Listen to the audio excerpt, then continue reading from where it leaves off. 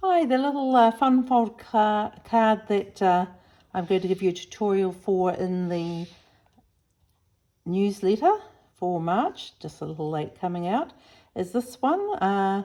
This is a Shadowbox card. It does fit in a standard size envelope because it folds down fairly flat like that. It does have a little bit of bulk, as you can see. But when you take it out of the card, you can just pull those out a bit and you can see it's got lots of dimension. And it's super easy but very effective, and I've used papers from the Poetic Expression suite in the mini catalogue, and this little hummingbird is extremely cute. I took inspiration from this from one of the samples in the catalogue, so that's always a good way to choose some colour schemes and some designs. So I recommend that. I don't have any shame in doing that. It's called casing. Right, so I'm going to show you how we make this. It's super simple. The only thing that you might need to know is that you're going to need to use a whole sheet of card pretty much to make this card, but I think it's worth it. So first of all, I've got my A4 sheet. I think I'm going to actually use navy, not black. Let's just try my night of navy. Right, so here's my whole sheet. I do need to cut it down. It's a little bit wide. So we will cut this to 18.5. Okay, 18.5 is just there. Great, we'll cut down there. Oh, that's possibly going to be a slightly better match. So 18.5, we will need this trimmer again in a minute, but I'm going to do the scoring next. I'll just pop this here so you can kind of see a little bit of what we're doing. So you can use your trimmer, the scoring blade on your trimmer, but when I'm doing parallel cuts, parallel scores, I prefer to use my scoreboard if I can. So I'm going to score this at 2 and at 4 centimetres, of course. 2 and 4. And now I can put my scoreboard away. Put this in here, otherwise, you know, it'll get lost. Don't ask me how I know. And we'll cut this in half. So that's going to be at 14.8. Just a tad over 14.8, in fact. Okay, so we've got our two halves, the front and the back. And I'm going to score those. Score them. Burnish them is what I mean to say. So I use my tool here, bone folder, and we need to fold this one down and this one back, and this one's going to fold in and this one back. So that's one part, and this one like this. Now one of these is going to be the front, one is going to be the back. The one that's going to be the back, doesn't matter, they're both the same. I've got a piece of DSP from the Stargazer suite that I've been working with today, and I'm just going to glue this into the back, so it's going to form the backdrop for my diorama. Oh, nice and orange. Here we go. So that's just going to pop into the back there, and that will, without even needing to do any stamping, I've got a fantastic background. And this one you can see I did the stamping and colouring with the blends. So we need to make an aperture, a window in this, and I'm just going to use a circle die. I think I'm going to use one from the Stargazing Suite. Right, before I cut it aside, I did want to put some DSP on the front as well. And this is just the other part of the strip, but you can see there's a lot of variation there, and I think that's going to, with the mostly dark part, will look really good in the foreground. So I'm just going to stick that in place, and I'm going to be doing a bit of an aperture there, so I'll put a bit of extra glue there. And I'm just centering that between those score lines. Great. Rightio. You're not very straight, are we? Okay, we're back on scene. I've just put a little bit of tape to hold that in position. I'm just run that through, and it's going to cut the DSP layer and the base layer at the same time, giving us this nice little window.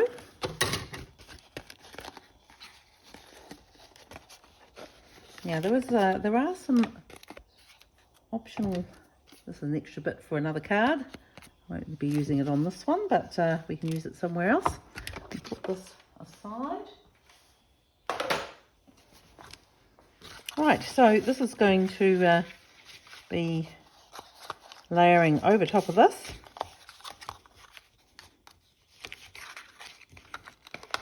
And you can see it's going to give a nice 3D effect. And I think that's going to be rather lovely. So all we do, we can put some things in the background there if we want to. We could stick some, put some planets on. I probably should do that before I do this next bit. Should I do that? Oh my goodness, Carol Ann, maybe you should. And okay, I'm back. Just been playing around as I often do when I'm creating these things. So I thought I'd show you how to create your own planets. Wow, that sounds a bit intense, doesn't it? How to create your own planets. So because eventually you're going to run out of this beautiful paper, and these are just this just gives you some options on how you can create them. So in the die set that comes with the Stargazer Suite, there are some nesting circles basically, which you can use to make these planets, and there are also some embossing dies which I've used to make the craters there. And I found it's quite effective if you start off with a lighter base and build up some colour with your blending brushes. So I started with Fresh Freesia, and you can actually just do some sweepy bits like this, because you know it looks a bit like the dust storms. And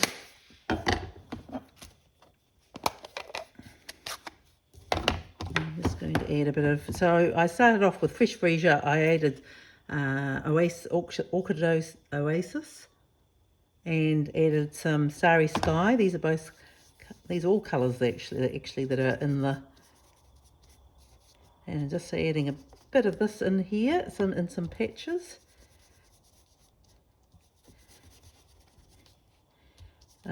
Just to darken it up a bit more, give it a bit of dimension. And you can see that looks way more interesting than just a flat circle. And if you want to add a bit more dimension again on that, we have, so just at the final sort of detail is to add a little white. And I'm just going to stamp with some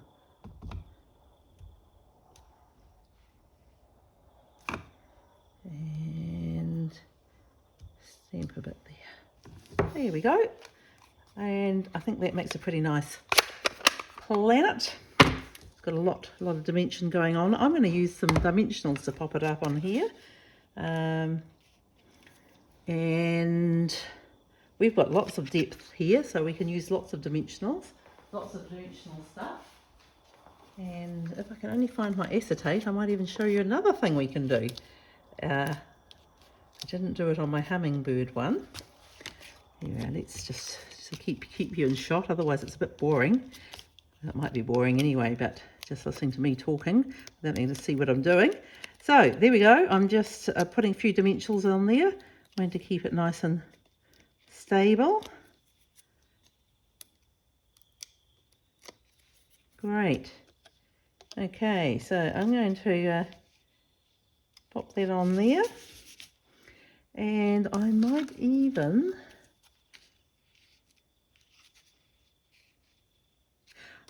just give me a moment, I'll find some. I'm back again. Probably spending far too long making this, but I've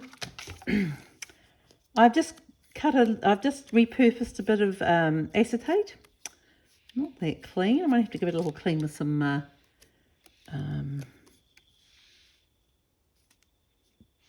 isopropyl alcohol is what you want to use. I will give it a clean. Okay, I've just cleaned it with some isopropyl alcohol, and I'm just going to attach it at this little substitute earth here. I'm going to attach that on there. I can either use a glue dot. I'm not going to use wet glue. I'm going to use a glue dot or something similar, or tape. Both of those will work here. I think I'll use tape. And we'll just tape this on here.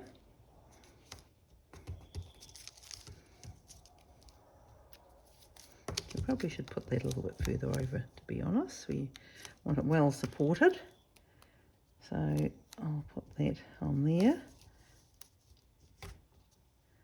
And maybe that one there as well.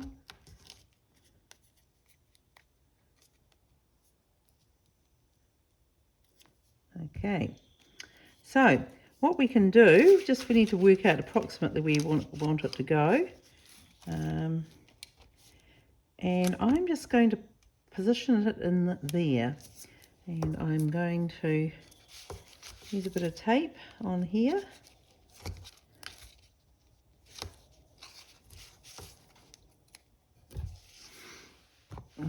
Using a block is a good idea. There we go. So we'll pop that on there. So this is just an added detail. I didn't do this on the hummingbird one, as I said, but it's another detail you can add in. And obviously any kind of diorama thing, you can use this idea. So when this is open, you're going to pull that out a little bit. So I still want it to be showing about there. So I'm going to pop that in there, and then I'm just going to trim this off. You can just cut this with scissors. But make sure it's inside the edge there. So I'm just going to put that in there like that. Okay, I think it might be time to put our card together. We just got that added little detail, which is quite nice. I'm going to put a little bit more tape on there to make sure it's kept nice and secure. In fact, we might be best to put some tape down here like that. And we will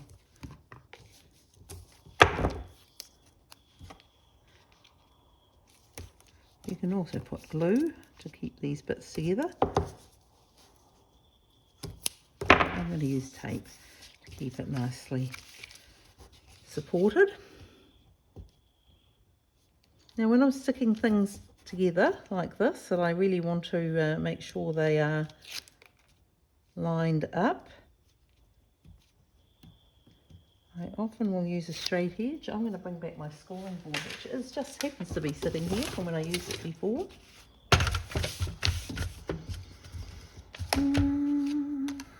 And we can put this up into the straight edge, and we're just going to put this up into the straight edge too and pop it into place. And we know that these top edge and this bit are going to be nice and square. Looks looks like I might have to trim a little bit off there, but I can do that. And we're actually going to do the same thing on this edge too. So let's just put our tape down there.